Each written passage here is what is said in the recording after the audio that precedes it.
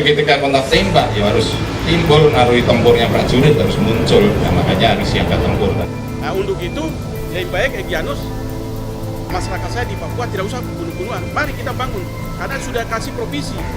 Tadinya 2 provinsi, kasih sekarang 4 provinsi, jadinya 6 provinsi. Apa yang kita berantem bunuh-bunuh orang terus? Kami akan lembaga akan kejar mereka, harus mereka bergabung, itu harus kerja keras, harus kita memajukan Papua sebagai sejahtera. Tapi memang harus tegas. Karena kalau kita nggak tegas di sana, AKB selalu berbuat seperti itu, ya nggak akan selesai masalahnya.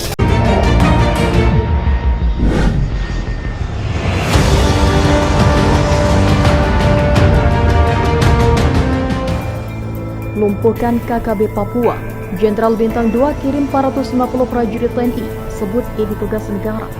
Pangdam 6, Mula Warman Mejen Teguh Pujurumekso mengirim 450 prajurit jajarannya ke Papua untuk membantu tugas teritorial.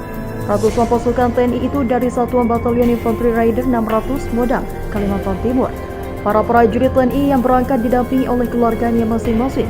Suasana haru pun terjadi ketika prajurit hendak naik kapal untuk meninggalkan kota Balikpapan. Tampak sejumlah istri dari para prajurit serta anaknya tidak kuasa menahan tangis saat dipeluk suaminya. Bahkan sempat ada yang memaksa ikut naik ke kapal bersama ayahnya. Teguh mengatakan, para prajurit ini dikirim untuk menjalankan operasi teritorial sekaligus pembinaan terhadap masyarakat di Papua. Rencananya, para prajurit TNI ini akan bertugas di Kabupaten Merauke, Kabupaten Mapi, Kabupaten Asmat, dan Kabupaten Yahukimo. Jadi mereka membantu Satgas Organik di sana. Kodim dengan Koramil, nanti mereka berlayar ke Ambon, Maluku untuk transit. Diperkirakan tanggal 22 Mei 2022 mereka baru tiba di Timika, tutur Teguh. Mengenai konflik di Papua, Teguh mengatakan situasi yang terjadi sangat dinamis. Para prajurit diminta untuk bergerak mengikuti keadaan di sekitarnya. Bekal pembinaan dan pelatihan yang telah diberikan sebelum berangkat, para prajurit tersebut akan mengimplementasikan pembinaannya kepada masyarakat. Saya berharap kepada seluruh prajurit agar penugasan ini dapat disikapi secara arif dan bijaksana, bahwa tugas ini adalah tugas negara yang menuntut totalitas dalam pelaksanaannya guna menjaga stabilitas keamanan di wilayah Papua, tandasnya. Panglima TNI Jenderal Andika Perkasa optimis TNI dapat menuntas KKB Papua. Penegasan tersebut dikatakan Jenderal Andika saat ditemui di markas Korem 142 Tatak Mamuja. Penegasan tersebut dikatakan Jenderal Andika saat ditemui di markas Korem 142 Tatak Mamuju, Kamis 12 Mei 2022 siang. Saat ini tak ada pasukan tambahan yang diterjunkan, karena kami yakin yang ada di lapangan sudah bisa menangani persoalan tersebut, kata Jenderal Andika Perkasa.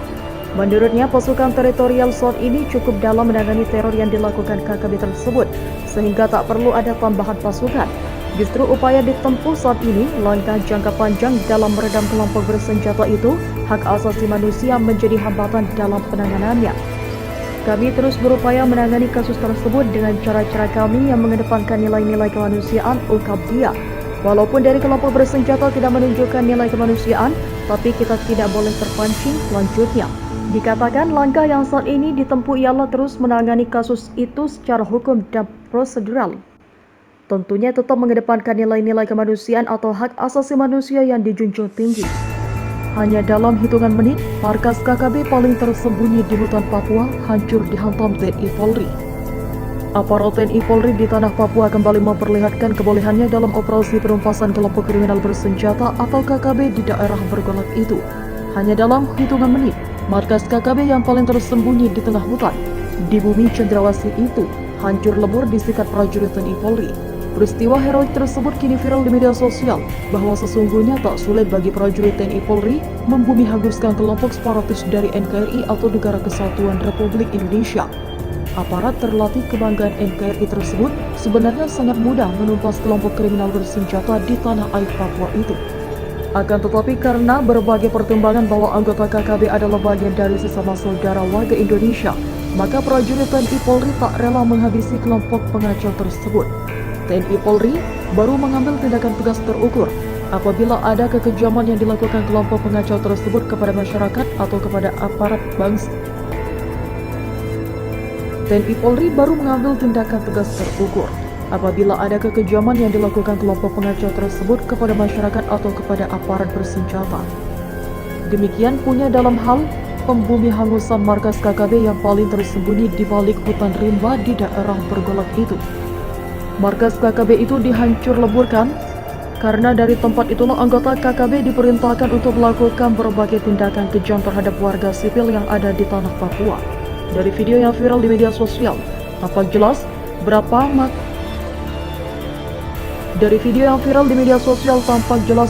markas KKB itu sangat sulit. Dari video yang viral di media sosial tampak jelas betapa markas KKB itu sangat sulit dideteksi sebagai letaknya sangat tersembunyi.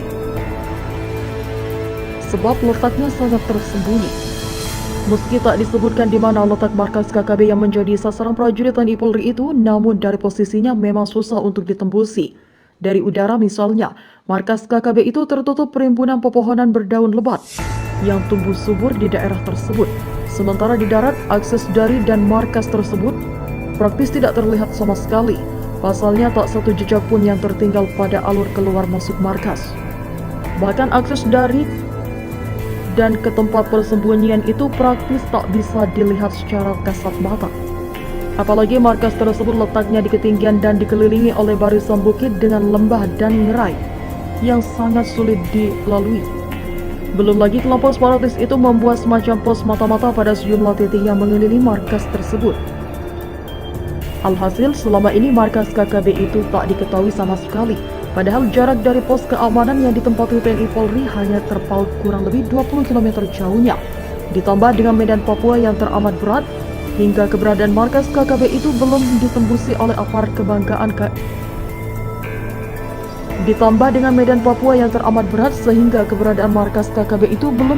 oleh aparat kebanggaan NKRI.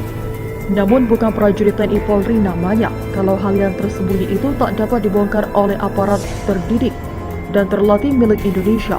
Semua itu berawal dari kecurigaan prajurit TNI Polri yang melihat sejumlah warga muka baru tiba-tiba datang ke kampung yang dikawal oleh TNI Polri.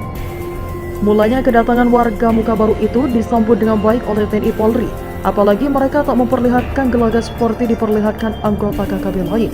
Namun jika hari mulai senja, wajah muka baru lainnya ikut datang, tetapi bukan untuk tidur tapi menggantikan sesama temannya yang diduga telah kembali ke markas. Beberapa hari kemudian warga muka baru itu tak terlihat sama sekali, mereka sepertinya menghilang dari perkampungan tersebut.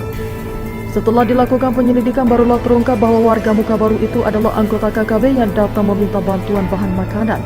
Pada saat itulah seorang warga yang sempat bersenda gurau bersama anggota KKB itu membongkar sebuah rahasia KKB, bahwa selain meminta bantuan, anggota KKB di markas itu terkenal sangat kejam karena tindakan mereka tanpa mengenal ampun.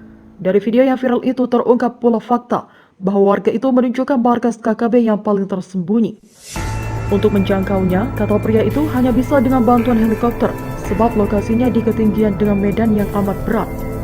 Setelah mengumpulkan semua informasi, akhirnya aparat gabungan yang terdiri dari prajurit TNI Polri langsung bergerak.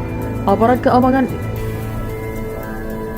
keamanan itu bukannya bergerak dari kampung itu, tetapi bergerak dari lokasi lain yang telah ditentukan sebelumnya. Cara itu hanya untuk menghindari kecurigaan KKB bahwa prajurit TNI Polri sedang bergerak mendekati markas tersebut.